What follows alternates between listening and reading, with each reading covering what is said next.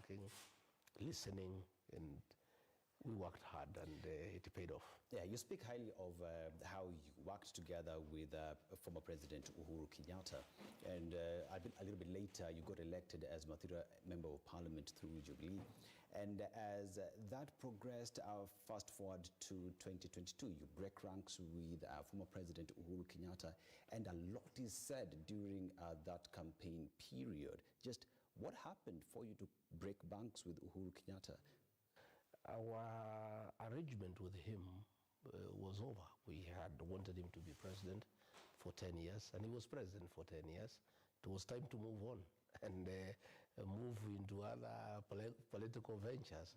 And so there was really no issue, because when we joined hands in 2001, and we had an agreement that he wanted me to assist him to be president of Kenya, and I did, and he became president, and he was having his second and final term. So it was over, and he was pursuing for retirement. I had to move on and pursue my ambition elsewhere.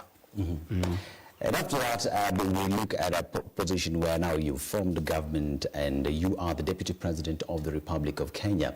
And during that period, a lot has happened. You formed a government. So here is a point where you break ranks with President William Ruto, and you walk out, and you had a lot to say with regard to what was said during the campaign period, and said that President William Ruto lied to you. How so? Well, he didn't just lie to me. He lied to all Kenyans. You know, this country is where we are because unknowingly we elected a very deceptive leader, a guy who lies without blinking on very simple things. Very simple, even where he need not lie. Like he can bring a machine to make 1 million chapatis a day. We'll bring cars without an engine. You know, we'll give diapers to everybody. You know, we are all victims of deception. And sometimes I feel like blaming myself for being duped, despite thinking that I'm a smart guy. But when I look at the number of Kenyans who are duped, bishops, reverends, pastors, businessmen, great men and women of this country, I don't blame myself. I think the guy was just a super conman. And what statements you made against former President Uhuru Kenyatta during the campaign period? We've had I was campaigning, you know, my brother Dennis, when you are campaigning,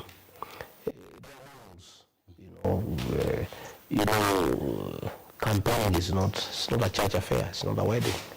It's rough, and there's nothing personal really. We're just waiting for leadership. And the things that I say then are brought to me until the election is over. You are good about them. Because when you're looking for votes, you come up with all sorts of issues against your opponents. And there is nothing personal. Once the elections are over, you move on. Just like you have seen.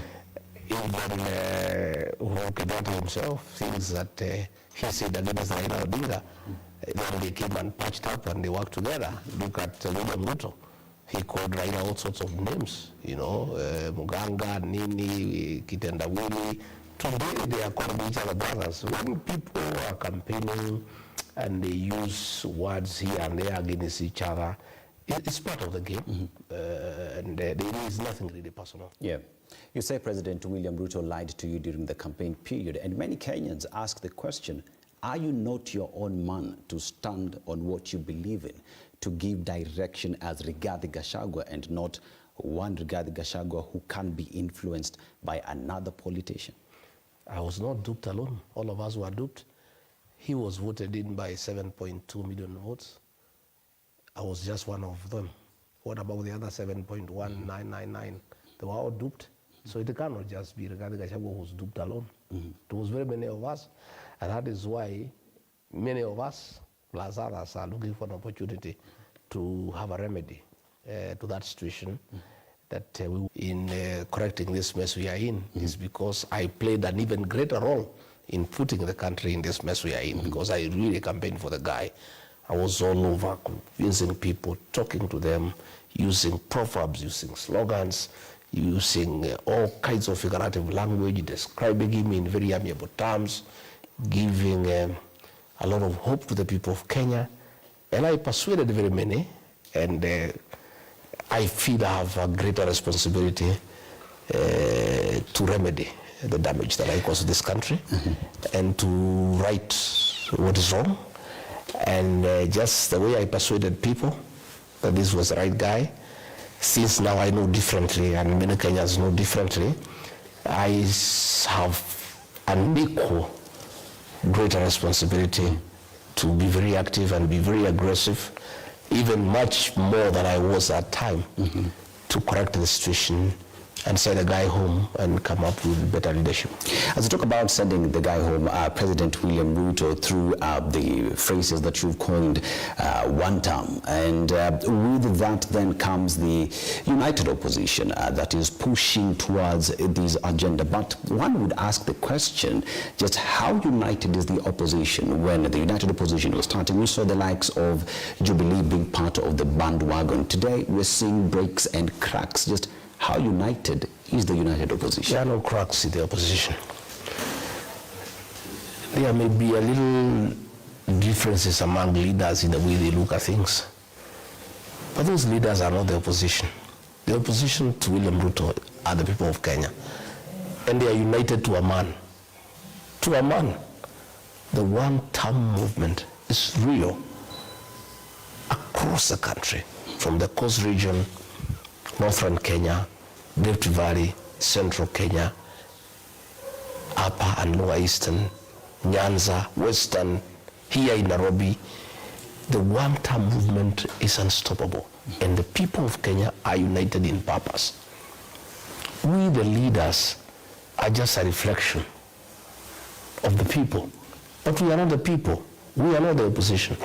The opposition are the people of Kenya. And what we are doing as leaders is just providing leadership, because when people want to go somewhere, they need somebody to lead the way. But the people know where they want to go, they know what they want to do, and they are united in purpose. And believe you me, if any leader moves from the one-term movement, that leader becomes obsolete. That's the end of his or her political career. I want to assure you. And I don't think any leader can make that mistake. Because what you do when you are a practical politician, like myself, I listen to the people. Even the years preceding to 2022, I listened to the people. I told President Uhuru Kenyatta. He was my great buddy. I said, Mr. President, listening to the people, this rider project they don't want. Please don't force them. They will disappoint you and they will embarrass you. And he shrugged it off. He didn't think it is true. He still believed he had instruments of state and he could persuade people to do things differently. I went back a second and a third time, and then I gave up, and then we differed. But I told him the truth, what people are saying. My brother, I am one Kenyan leader who never deviates from where the people are. I always align with the people, and that is why I've never lost an election. Anybody I've ever supported has won, because I take my time to listen to the people. I've listened to the people, and they have made a decision. I've heard William Ruto complaining that we are only talking about one term. Indeed, it's not our wish to talk about one term throughout. It's the people who are forcing us. They don't want to listen to anything else. The other day I was in Nyandarua. It's called Miharati. People have gone to meet before, and before that they asked me to talk about potatoes, the storage facilities, roads, water, schools. I tried to talk about water, about schools, about potatoes. They are not interested. They say, tell us about one term. So I want to tell William Ruto why we are unable to talk about anything else in public meetings is because the people don't want to discuss anything else. They want to discuss one term. patient. They want this guy to go like yesterday because he's the cause of all their problems. People are struggling. SHA is not working. The education system has collapsed. That's at home. Roads have not been repaired. There is no money in circulation. Bribery is taking place in State House when they can see. They feel stifled. They feel occupied, and they want to be free. So they are talking about one term. So when I came up with this one term slogan, many people ask me, where did you come with this slogan? I was just summarizing what the people are saying. You know, I listen to the people, and God has gifted me with figurative language as a student of literature. I listen to what people of Kenya are saying, and I needed to capture what the people of Kenya are saying and what they want in one word. Because, you know, in the figurative language, people don't want too many words in matters communication. People want to describe a difficult situation or a solution in one single word. So I thought about it, and listening to the people of Kenya across the country, the mood in the country, what the people want, then I came up with the slogan of one term. It has spread like bushfire.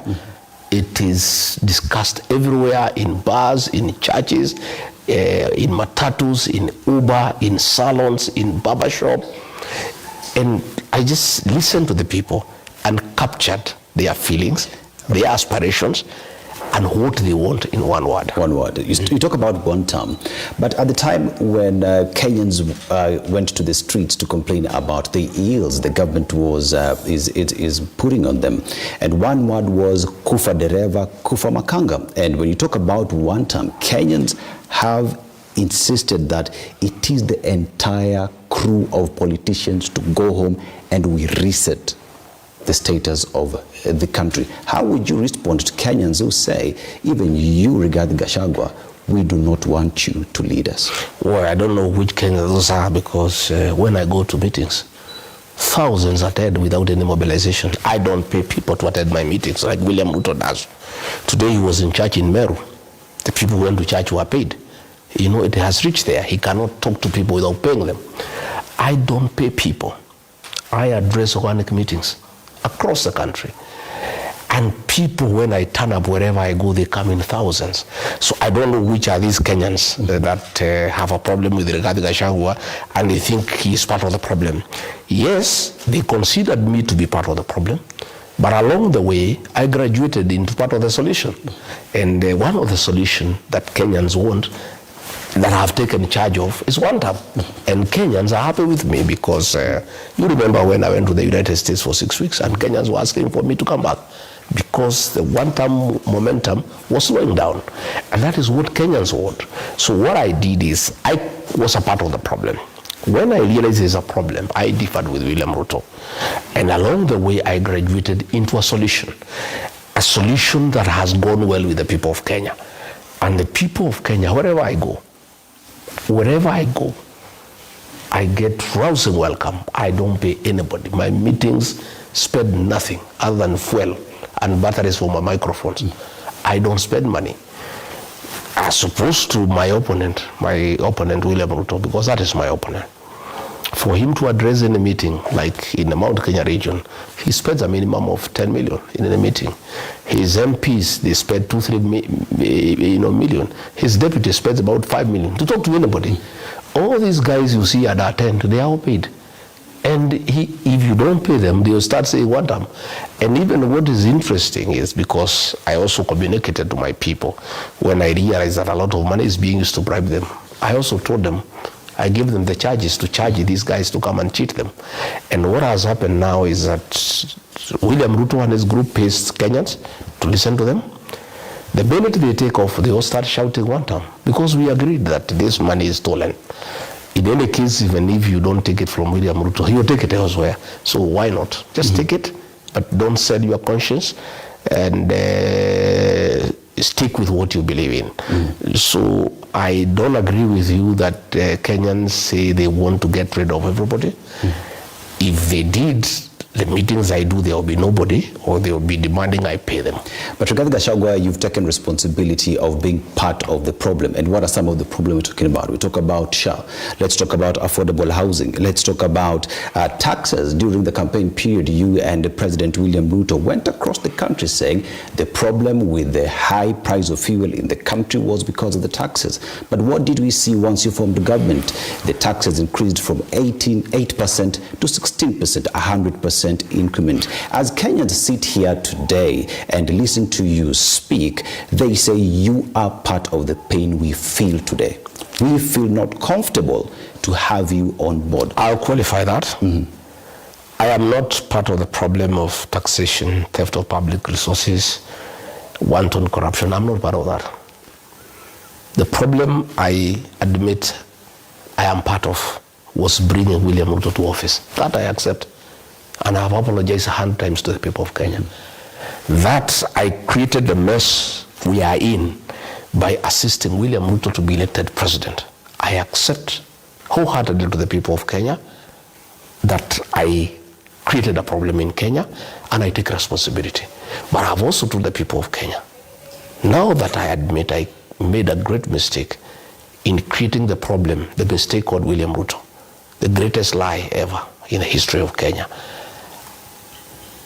For me to redeem my image, I must play an even greater role in correcting that problem by making sure William Ruto is one term. As to the problems that are in the country as his deputy, we had no role. William Ruto is a one-man show. He runs the government single-handedly. And you can see like now he's doing roadside declarations. Yesterday he was in Vihiga, and somebody there, an MP, complained about fees for IDs. And then he made a declaration there that there will be no more fees without consulting the policy makers, without talking to anybody. That's a mess we are in the country. The other day you saw teachers come to State House for bribes. And then he made a unilateral declaration that 20% of those houses will go to teachers without talking to the minister, without talking to the directors, without talking to the people who made this policy. That's the way this country is run. You know, that is the way this country is run. And therefore, I absolve myself from any blame, because when I realized that as deputy I had no role, the ministers had no role, the PSs had no role, I started having a fight with him within, until it reached a place we could not agree, and he made a decision to throw me out, which is okay, you know. But I realized, and after the first 1 year, that the Kenya government, led by William Ruto, had become a criminal enterprise. Theft of public resources, misappropriation of funds, decisions that are of commercial interest to him and his family.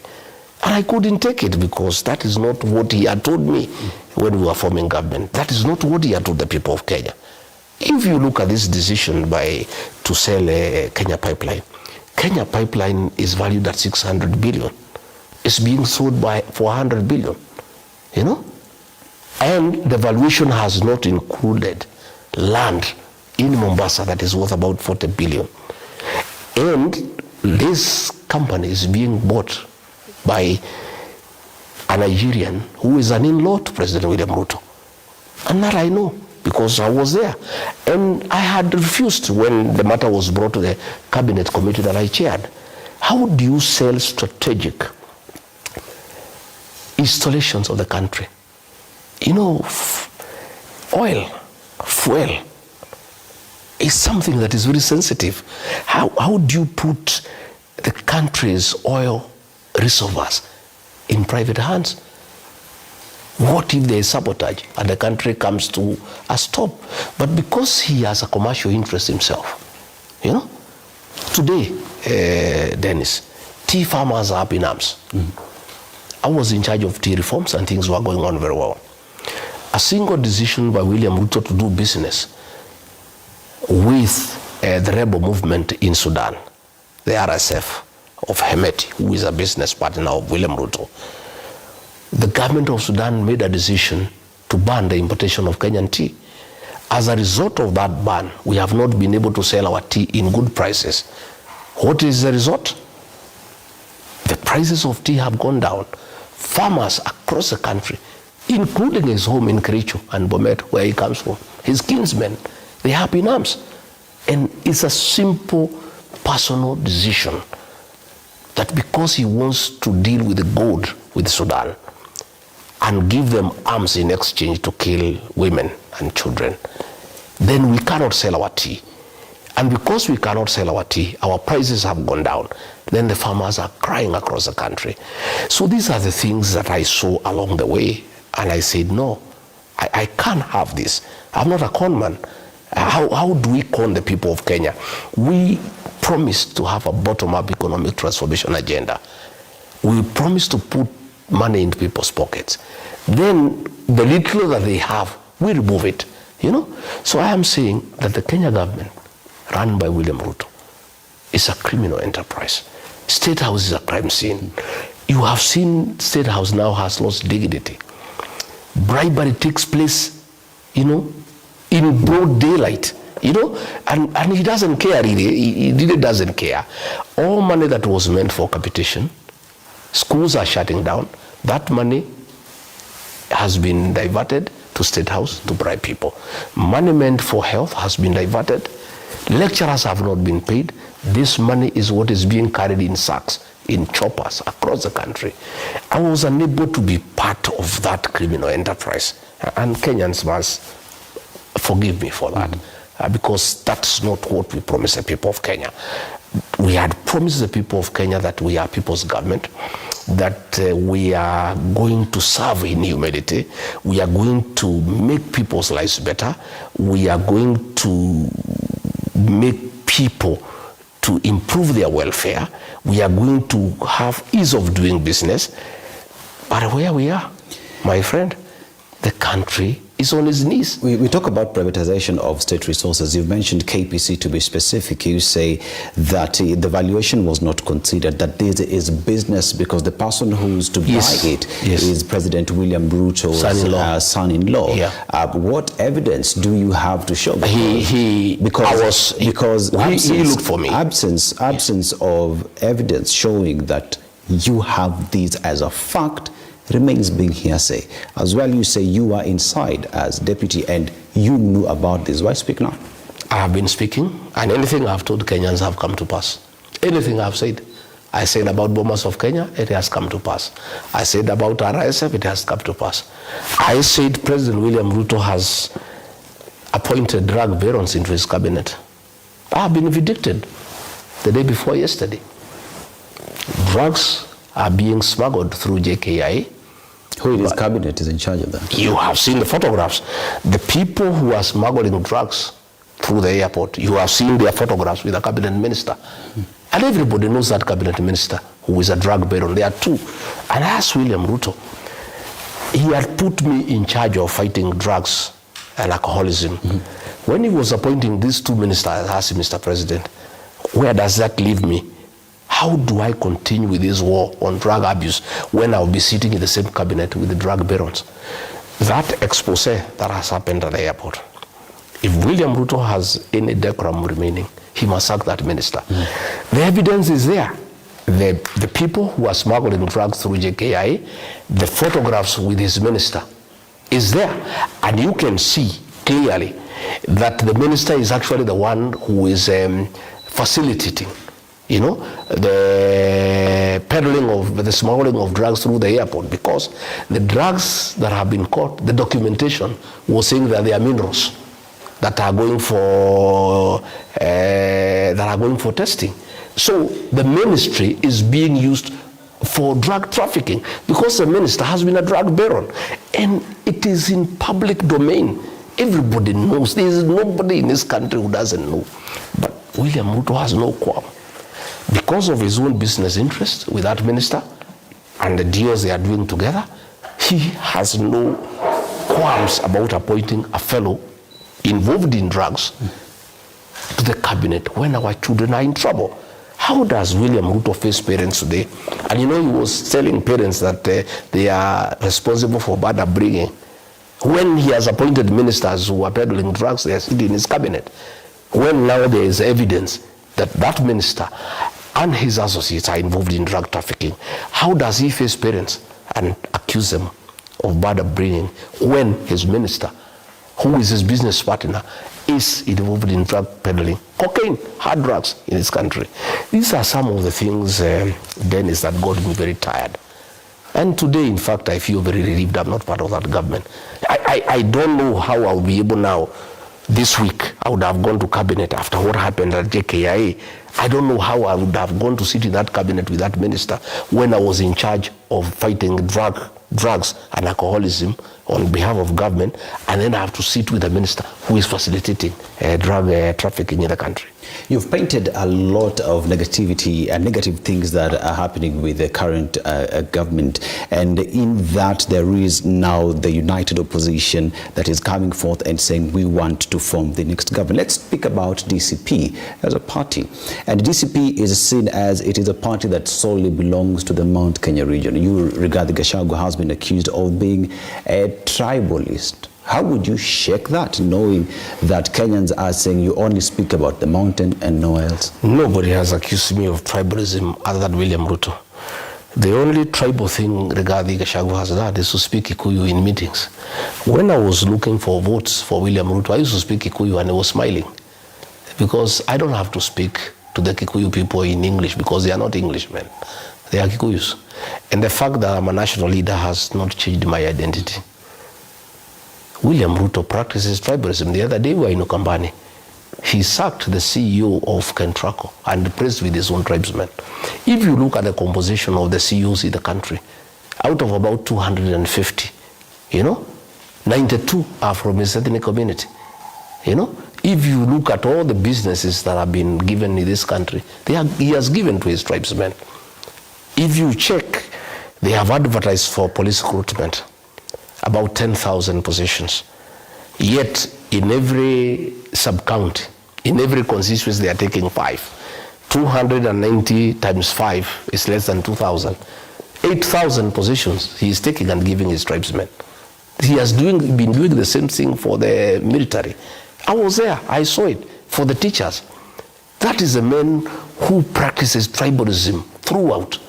If you look at Nairobi, the composition of officer commanding police stations, out of 14 police stations in Nairobi, 9 are from his tribe. Despite the fact that his tribe, in terms of numbers, in terms of percentage, they're just down there. So you cannot tell me because William Ruto says I'm tribal. My party, DCP, is a national party. I have a very strong candidate in Magarini, in Kilifi. Kilifi is not in Kirinyaga, it's not in Nyandarua. That is in Coast Province. I have a candidate in Narok Township Ward, in Narok. That is not in Nyeri. I have a candidate in Puruko Ward in Kajiado. That is not Muranga. I have a candidate in Malava, in Kakamega. That is not Nyanyuki. My deputy party leader, Cleo Malala, is from Kakamega. Kakamega is not Nyeri.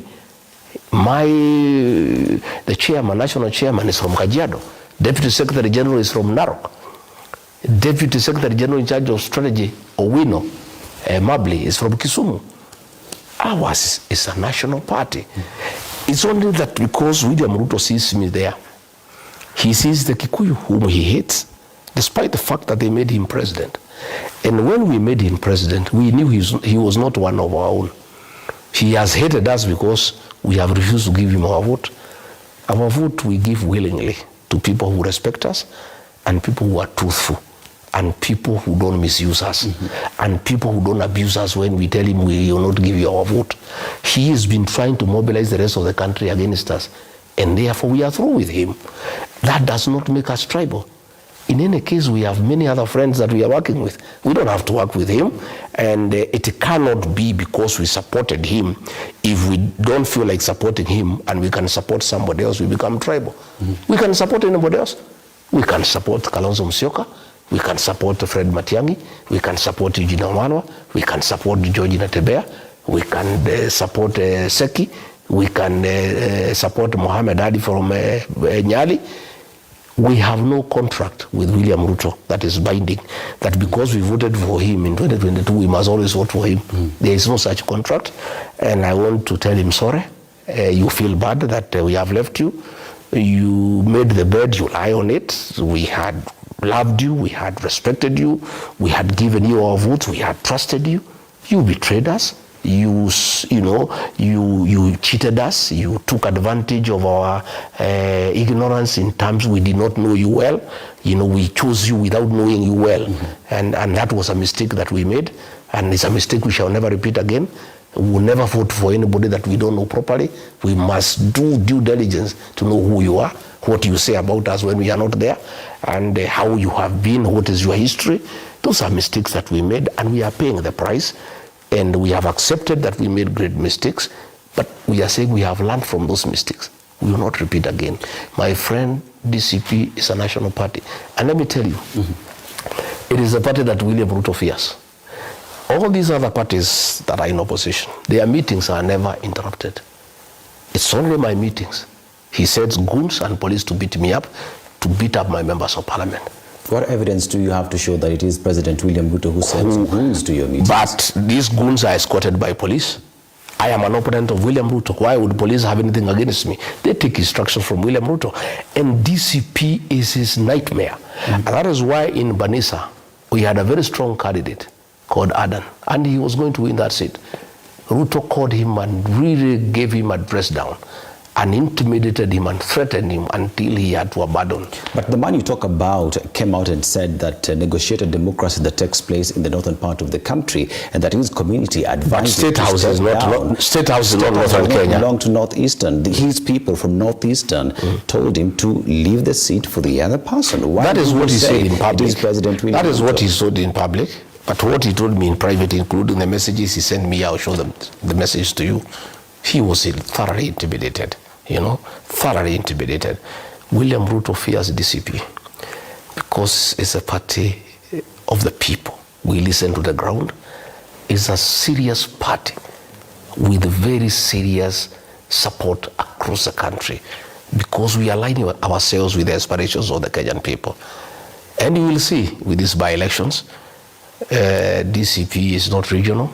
Of course, it has very strong in the mountain because that's where it came from. But equally, it has support across the country. Yeah. The return of former President Uhuru Kenyatta in the political scene, the recently held Jubilee NDC, seems as though it appears as though it is the next big party in the mountain. Does that shake DCP's presence in the mountain? Well, there is nothing of worry to anybody.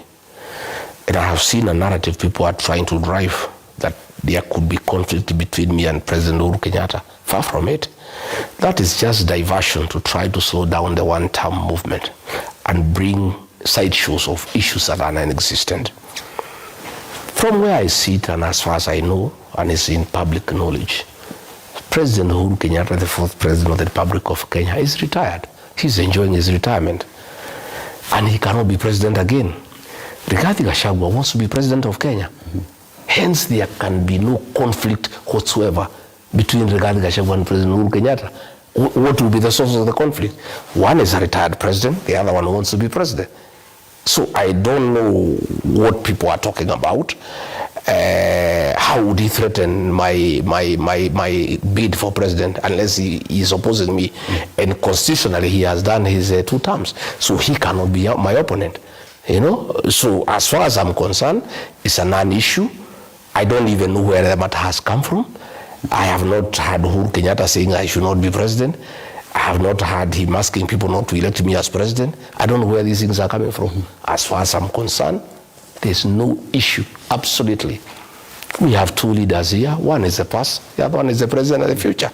What conflict would there be? Jubilee says it might be going alone, that it might be coming up with its own presidential candidate. And Jubilee, with its base and its stronghold as well being the mountain, it is seen as though it is bringing the challenge on DCP, and others, critics have said that this is meant to divide the mountain because we have two parties that come from the mountain. What would be your response to that? Let me first and foremost, Dennis, if you allow me, at the risk of being accused of always talking about the mountain, educate you a little bit. The mountain is a very important vote for this country, in that whoever it has supported has become president. William Ruto became president courtesy of the mountain vote. The mountain vote gave him 47% of what made him president. Without it, he would not have been president. Okay? So it's a vote that is critical. It's a vote that made Uhuru Kenyatta president, it made Mwai Kibaki president, it made William Ruto president. When Ruto hounded me out of office, the people of the mountain sat me down and gave me certain directions. The people of the mountain, I don't know about the rest of Kenyans well. I cannot speak for them because I don't know. The mountain people take no direction from any leader. No leader can tell them what to do. Not even you? Not even me. They decide what they want, and then a clever leader aligns with them immediately. If you ask President Uhuru Kenyatta, he will tell you. He told them to vote for Raila Odinga, they told him no. We have already decided to vote for William Ruto. That is the mountain for you. So saying that if Uhuru comes, he can divide the mountain, I don't know, Gachagua, let me tell you. 3 things have been decided in that mountain. 3 things. Not Rigathi, Gachagua, not Uhuru Kenyatta can change what has been decided. And if you decide to change, you lose the people immediately and they become antagonistic towards you. The mountain people have made 3 key decisions. 1, that they wake up early in the morning to a man to send William Ruto home for betraying them, misusing them, and mobilizing other Kenyans against them, destroying their businesses and making life miserable for them. That decision has been made. Today, if I made a stupid decision to support William Ruto, I'll go alone to William Ruto. The mountain would abandon me in the morning without any shame. I'll be on my own. If Uhuru Kenyatta made a mistake and said, let's support William Ruto, he will be abused from morning to evening and nobody will listen to him. That is 1. 2, the mountain have learned from the past that a divided mountain is useless politically. Okay? And in 1992, Moi divided them to their disadvantage. Since then, they made a decision. They will never go to a vote divided. So a decision has been made in the mountain that nobody can divide that mountain. They'll vote one basket. If Rigathi Gachagua is candidate, he'll get all the votes. If he is not, and somebody else has been agreed on for united opposition, they'll give those votes to that person in total. That decision has been made. Uhuru Kenyatta cannot change it. Rigathi Gachagua cannot change it. 3, they say the mistake they made was to go to a wedding using the vehicle of somebody else. It was a great mistake for the people of the Mount Kenya region to elect William Ruto as president without their political party. They are paying for that mistake, and a decision was made, and I was instructed to form a new political party for the mountain and then look for other Kenyans to join that party. There were more than 30 political parties in the mountain. The people never told me to get any old one there and revive it. They were very clear. Create a new political party, look for other friends as a vehicle for the mountain to go to the elections, and they will never support anybody who is not from the mountain or his party. They'll use their party to support whoever they want or support one of their own in their own party. And they said they will elect everybody in that party. That decision has been made. President Uhuru Kenyatta cannot change it. Rigathi Gachagua cannot change it. So this debate I am seeing, Uhuru Ruto has come, the mountain can be divided. It's nonsense. Oh, sijui Jubilee can compete with this piece. Nonsense. Let me tell you, my brother, William Ruto is not sleeping. He has known that the mountain vote is against him, and he has decided, since he is unable to get that vote back, he must do whatever it takes to divide it. He has spent billions of shillings, zero. He has tried to divide Mount Kenya East and West, zero. He has tried to tell the people of Kiambu to leave the mountain, zero. He has brought many people and planted them into us in the opposition.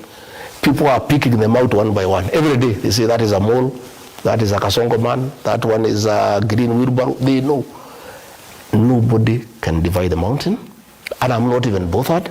I don't even have to do anything about it myself, because that is a decision that has been made by the mountain, and nobody can change it. And so that talk about that because of President Uhuru Kenyatta probably is coming, we can divide the mountain, I don't see it. And I don't think, the way I know President Uhuru Kenyatta, as having served under him for a long time, and having understood the way he thinks, I don't think he will do anything to try to divide the mountain vote, because he knows it will be disastrous for the mountain politically. Number two, he knows that if people ever suspected that he is trying to create a division within the mountain, they would hate him. I don't think Uhuru Kenyatta would ever go into that direction. I am persuaded that he is innocent of those accusations, and I don't think he will try to do it. It has been said that with the decision that the mountain has decided to go with, say, DCP, and you become the kingpin or the spokesperson of the mountain, that there is a risk, or they see it as though you will use these votes as a negotiating power, that they would not even be surprised if you would work with President William Ruto and give him your support, because you have the numbers, or get to government using the back door, the same way Raila Odinga has. They are right. They are absolutely right. A political party is for forming government or getting into government, and that is why they asked me to form a strong political party to make sure we are not in the situation we are in. If we had our own political party, Ruto would not shortchange us. He would not mistreat the mountain the way he's doing today. So they are right. This party is for forming government and bargaining into government. Okay? Would you bargain as to who we can bargain with, that is a decision the people of Mount Kenya will make. But I can tell you from what they have told me, William Ruto is not part of that equation. We have no intention whatsoever to have any discussion, any negotiation with one William Ruto. However, we are open and willing to work with any other Kenyan of acceptable, good character, and who means well for the mountain, and whom we have checked and confirmed that he cannot turn against us and he cannot harm us the way William Ruto is doing. So in terms of saying we want a strong party to bargain into government, true, it is true. But we cannot bargain with William Ruto. We can bargain with anybody else. And that one we are willing to do. And they are right. Yes.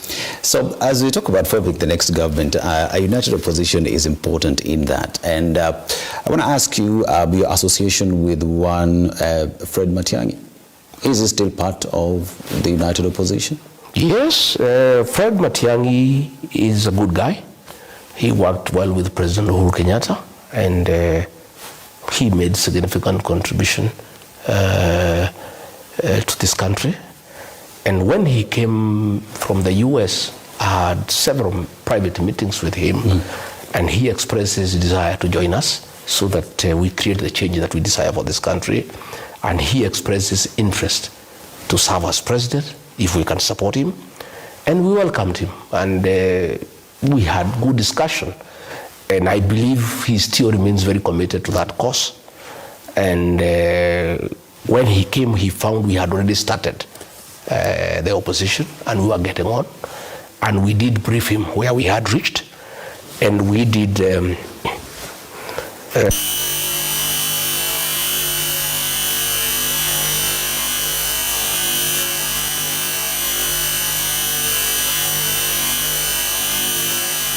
It's an alliance of regions, and to defeat William Ruto, we need to work around the clock. And by the time he came, we had already agreed on a formula. Martha Karua, J.B. Muturi, Mithika Linturi, and I had been allocated to deal with the Mount Kenya region in terms of making sure we solidify the nation and we chase Ruto and Raila from the region, which we have done successfully. Eugene Wamarwa, Cleo Malala, and Georgina Tebea, we agreed they work on Western Kenya, and they make sure that they lock out William Ruto and Raila Odinga, you know, Kalonzo Musyoka, to work on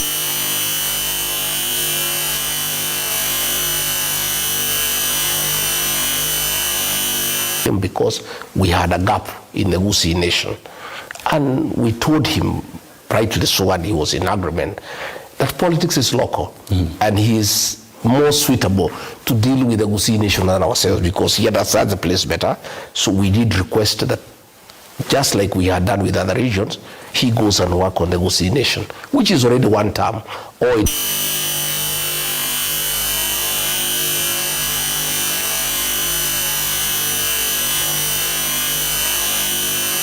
Matiang'i has been busy trying to get a political party, organize structures and all that. And I think with time we'll be able to get to meetings and continue with what we are doing.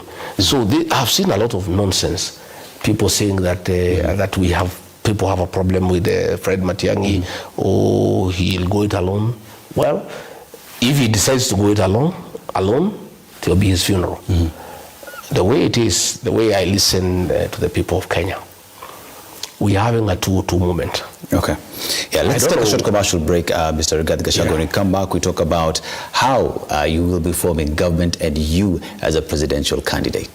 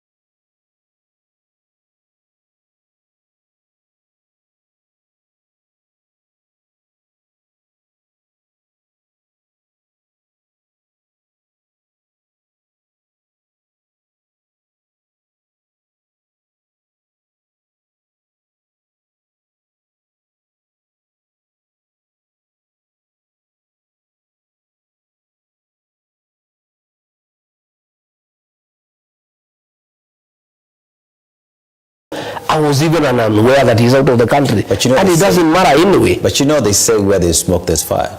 I don't can just wake up but you must start somewhere and say Rigathi wrote somewhere. He spoke somewhere. I was not even aware that the old man is out of the country, or whether he has any challenge or otherwise, you know. But I know that a lot of people, I have seen many people nowadays, and Junet, they are the ones who are milking. All these other Luo MPs, they are just shouting. They are not getting anything out of the whole equation. So this party has sunk so low that they can sit down to accuse me and Kalonzo of wishing Raila ill. Let me tell you, my brother, we are not those kind of people. Doesn't matter who, even William Ruto, we have never wished him ill health. Even Raila, we have no reason. In fact, my prayer is that God gives Raila long life and good health. And I pray to God that he supports William Ruto so that we defeat the two of them in 2027. It will be very, very nice for me. I'll feel very good because we would like to deal with Kenya's problem once and for all.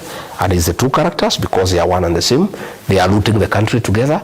All these things that are happening in the country, if it was not Raila support, Ruto would not be doing it. But as wishing him ill, wishing him bad, I'm not the kind of a person. Right. And I'm really not bothered to what is happening to him or where he goes. It's really none of my business. Let's talk about formation of the next government, yes. 2027. Yeah. You say that you will run for president, that you want to form the next government. Mr. Gachagua, how do you intend to form the next government if the impeachment was successful and with that it bars you from running for office? It doesn't bar me from running. That was, the Senate is a quasi-judicial authority. It is subordinate to the High Court. All decisions made by quasi-judicial authorities are subject to review by higher courts. So that decision, we have challenged it in the High Court, okay? And the High Court will listen to the matter and rule one way or another. Depending on the outcome, there's a court of appeal. Depending on the outcome, there's a Supreme Court. The law says, Article 99, that nobody, the right to vie is absolute, and nobody can stop you because of a court matter unless you have exhausted all the remedies available by law. I have not even started dealing with those remedies. So as far as I'm concerned, I'm eligible and I'll be on the ballot unless when we sit as united opposition, the formula doesn't favor me. And as I said, if it doesn't favor me, I'm one Kenyan who has said I'm willing and ready with my supporters who are very many to support whoever we agree in case it is not me. I'm hoping it is myself. What I want to do is to ask that now that the voter registration is going on, I have seen what has happened in the last 1 week and I'm a bit disappointed. And I want to take this opportunity to talk to our young people, the Gen Zs. And I really want to congratulate them for what they did in Odaya last weekend, the TikTokers, and what they did today at a church in Roiro, raising over 16 million to support one of their own. These are magnificent young people. They have such a great resolve for their country. These Gen Zs have made us proud as parents and grandparents, and they have really gone out of their way to advocate for change and good governance. But I want to appeal to them that this change cannot be concluded on the smartphone. It cannot be concluded on TikTok. The actual transformation of this country to get good leadership and good governance will be on the ballot box. And the tool of change is a ballot. I have seen the last 1 week, it's not been very good. I want to ask our young people, the Gen Zs, to know that they have a date with the destiny on the 10th of August 2027 to help this country get good leadership. And they can only do that if they have a vote. Please, they must register. Number 2, it is my proposition and my desire, and I've told the Gen Zs in my party, and there are very many, that I also would wish them to take leadership positions and help us govern this country, to be MCs, to be MPs, to be senators. If they don't register as voters, who will vote the Gen Zs? Their peers. They need, if they want to be MCs, they want to be MPs, they want to be senators, they want to be women rep. I saw a very young girl in Kajiado, 21 or 22, she wants to be women rep. I have seen another girl here in Nairobi called Wanjiko, she wants to be women rep in Nairobi. If the Gen Zs, their peers, do not register as voters, who is going to elect them? So let them, please, Gen Zs, this is a good opportunity for you to participate in bringing the change that you desire. And you must also know that you are the greatest stakeholders in this country because you have longer to live than all of us. Number 2, I also want to take this opportunity to talk to the middle class. The middle class, for the longest, don't vote. But when things go wrong, they feel it more than anybody else. The middle class has been incapacitated by the Ruto administration. They are feeling the pinch of bad governance. Their businesses have been shut down. Nothing is going on. There is no money in circulation. And once you destroy the middle class, you destroy the country, because these are the drivers of our economy. I want to appeal to the professionals, the business people, the middle class. Please, you can't stay at home and keep on complaining about bad governance. You must also take your rightful place today by going and register as voters and participate in the election and bring the change that you desire by getting the right leadership in place.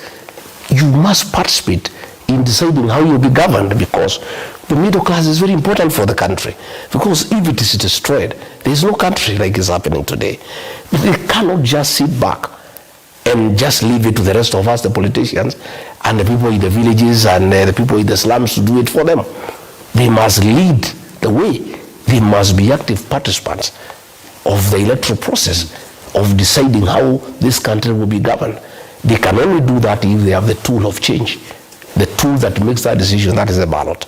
So I want to appeal also to IBC. It is also slow for one reason. Also, the constituency offices are very far away.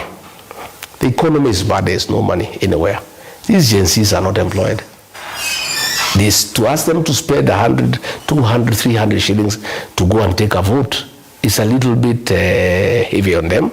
I would like to ask IBC to consider rolling out the voter registration exercise to the polling centers, where people walk in the morning, go and register and go back home. Otherwise, it's a little bit expensive, and it's part of why we are having that delay. Again, there is also some delay with the machines in terms of the machines being down. Many people are going, they wait for 2-3 hours, they go away. They need to perfect the equipment that they are having so that there is no downtime. You know, things are working, because people also want to register and go away so that they make it a little bit easier. Mr. Gachagua, as we look at 2027 IEBC, let's look at the formation of IEBC. And the wrangles that existed, we know political parties played their role in the formation of the current IEBC. Do you believe that IEBC as currently constituted is able to deliver free, fair and credible elections? Well, I think they will, because they are Kenyans and they also don't want chaos in this country. A free and fair election is a must. And the way the Kenyans are feeling today, any attempt to play around with the elections could be disastrous for the country. I know the other day I said as much, I was taken to task that I'm inciting people. I'm not inciting anybody. I'm just saying, listening to the mood of the country, showing the way people rejected the Finance Bill 2024. They would reject a flawed election 100 times more. And the consequences could be very disastrous. I am persuaded that these commissioners are part of Kenya. And this is their country, and they have no other country. And I have no reason that they will go out of their way to make sure that we have a free, verifiable, credible election. I want to tell the people of Kenya not to be worried that anybody can rig elections. It's very difficult to rig elections. The day electoral laws were amended, that the counting of votes is done at the polling station, made rigging elections very, very difficult. What we need are good agents, quality agents at the polling station, and the polling station results are final. What I recommend, and we want to ask IBC, is to do away with the bombers and the National Tallying Center. It is not necessary. The law as it is today recognizes the constituency as the electoral area for the presidential election. So the presidential elections are announced in the 290 constituencies. The matter should end there. Even you guys in the press room there, you can just add up the numbers and announce the president. This thing of bombers and tallying and transmission is where monkey business begins. The way to have a free and fair election, and we know the results by morning, same day, is to do the presidential tallying at the constituency. Once the elections are announced at the constituency 290, the president will take the results and write them somewhere down. When they come from all other, people will just add and we know who the president is, and nobody can tamper with that. It is not possible to tamper with 290 tallying centers. But this national tallying center has been the source of our problems since the year 2007. Was there monkey business in 2022 at the National Tallying Center that merged? There were efforts, but they were thwarted by the portal. But I'm saying that is not even necessary, because it takes 4 or 5 days to ease tension in the country. Let's devolve the presidential elections. The constituency is a presidential electoral area. If this Madeira constituency where I come from, let whoever has won the presidential race be announced in Karatina. That will be added to Kamukunchi. That will be added to Ndiwa. That will be added to Nyali. And by morning, by 10 a.m. the following day, because the counting of the presidential votes is number 1 at the polling center. Even the tallying, they tally the presidential results first. So it's possible that by morning, more than 240 constituencies in areas that have no challenge with networking, the results will be known.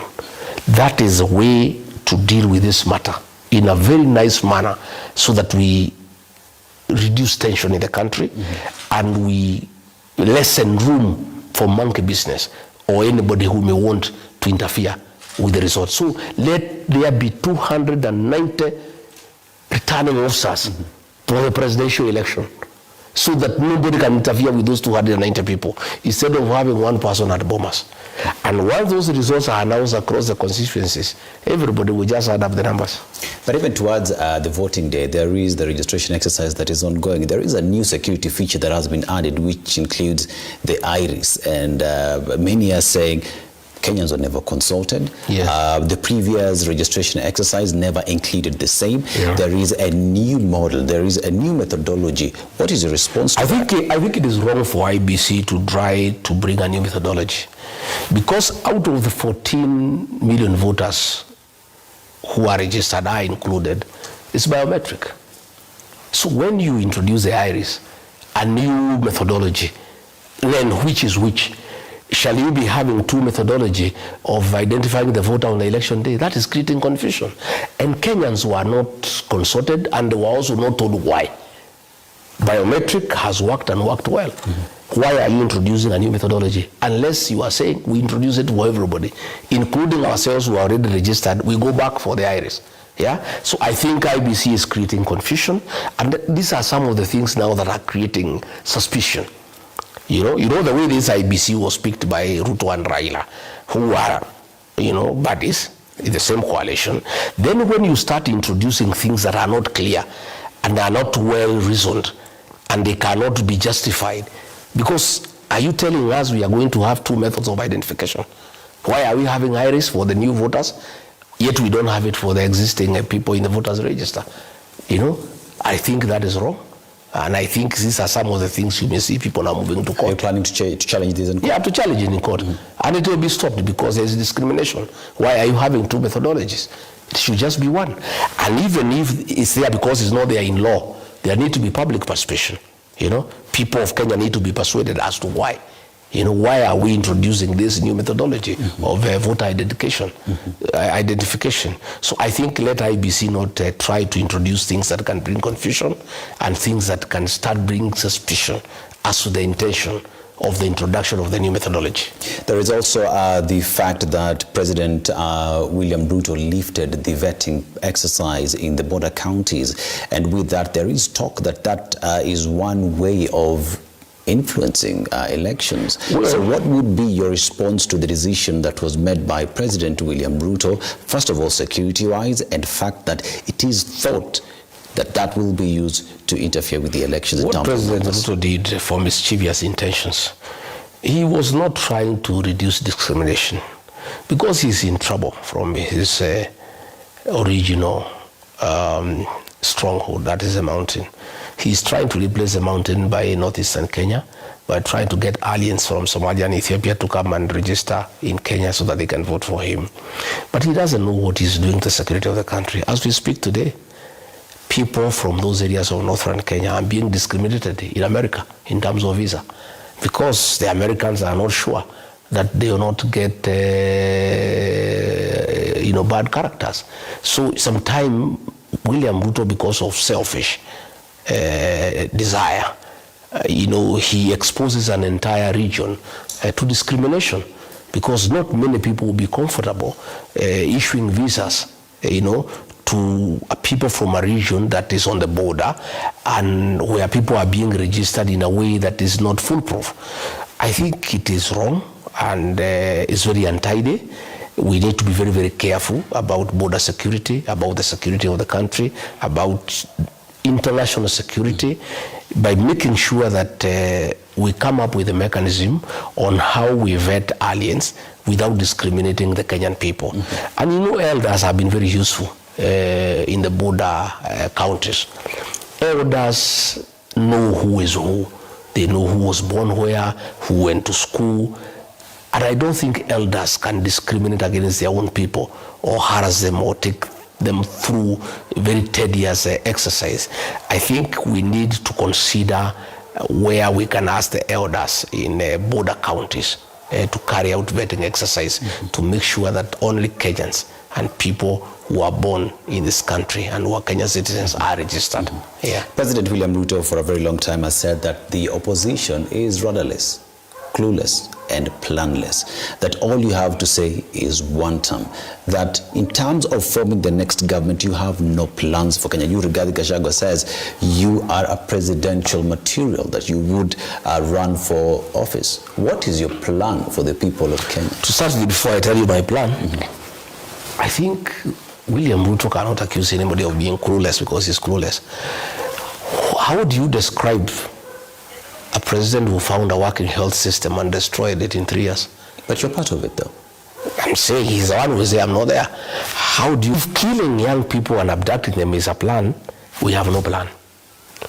If turning State House into a center of bribery and money laundering is having a clue, sure, we are clueless. If destroying the university financing method is a plan, we have no plan. If selling away national assets for private and commercial interests is what you call a plan, we have no plan. My brother, we have got a very big plan. But removing William Ruto is a prerequisite to us initiating the plans that we have. One of the things, if elected president, that I want to do from day one is the issue of the pending bills. Let me tell you, the issue of pending bills, Dennis, has destroyed the economy of this country, destroyed business people. People who did business with the government, national government and county governments, they are owed 800 billion. Their homes have been auctioned, homes are broken down. People who are doing well today are beggars in their own country. Their only crime, they need work for government, and an irresponsible president has abandoned them and started things that have no use for this country. On assuming office, the 800 billion shillings owed to the people of Kenya will be my first priority. I will not initiate any new project until these Kenyans have been paid. And once they are paid, it will help the economy. If you release 800 billion into the economy, there will be money circulation in the economy. That is one thing that I want to do. Number two, good as money. We used to get an LPO for 10 million shillings. You walk to a microfinance banking hall and you come out with 5 million to go and work, because they knew you'll be paid and you pay that money. Today, if you go to a bank with an LPO be chased away, nobody can honor, nobody can give you credit. That is based on a government document. We need to dignify government documents. How do you do that? I would order for an arrangement where once you issue an LPO or an LSO or a contract for government, before you release that LPO, you place equivalent of that money into a suspense account in cash. so that the money is there, so that once you have done your work, you are paid. What would happen after 3-6 months? The banks will hear of it, and then they'll start giving credit to business people. There will be access to credit with ease because we have dignified government documents. Again, my friend, I would like to restore the dignity of the payslip from day one, including yours. Yeah? There is too much taxation on unnecessary things like the housing levy. It is not the work of government to build houses. The work of government is to provide services. Do electricity, water, roads, sewage, drainage, and then houses will come up. Mwai Kibaki, third president of the Republic of Kenya, never did any housing program in terms of government program. But in terms of housing, Mwai Kibaki did it. How did he do it? He opened the bypasses, put good roads, electricity, water, and sewage. The houses came up on their own from the private sector. Mwai Kibaki did housing without spending a coin from government. But did you not support affordable housing as deputy president? Initially, I supported because I had believed William Ruto that it's a good program to create employment and to make sure that Kenyans live in dignity. Only for me to realize that it was a private thing for making money, for people to supply cement, to supply chuba, to supply mabati. Again, the president had not told me that we will tax Kenyans. He had said we will look for a way of doing affordable housing. Again, when you look at this affordable housing, like today as we speak, all prison land that is very valuable has been taken and being given to private people. Here in Nairobi West Prison, more than 60 acres, worth about 1 trillion shillings, is being given to private developers. And all prison land now is being taken, given to private people to do this affordable housing. It is pure theft of public land under the guise of affordable housing. So, on day one, first executive order, I would scrap the housing levy, and all these houses that have not been completed, they have not been bought, I would hand them over to the county governments. The county governments would run them, manage them, collect rent, and pay back the people of Kenya. I want to tell all those people who are rushing to buy these houses, and I want them to listen to me today so that they don't say I did not tell them. There will be change of government, for sure. William Ruto will be one term. In 2 years' time, he will be out of office. We shall scrap the housing levy and hand over these houses to the county governments. Please don't spend your money on these houses. And if you do, don't come crying to us. The ones who buy these houses will be the last ones to be paid after we have paid the people who have been taxed. We'll start with the people who have paid taxes because it was not voluntary. They were forced by William Ruto to pay taxes. Those ones are the ones who will be paid. The ones who have bought the houses, you will come last year, it will take 15 years, 16 years. So I want to caution them not to run into buying these houses because we shall terminate this program when we take office. And taking office, we are taking office. All right.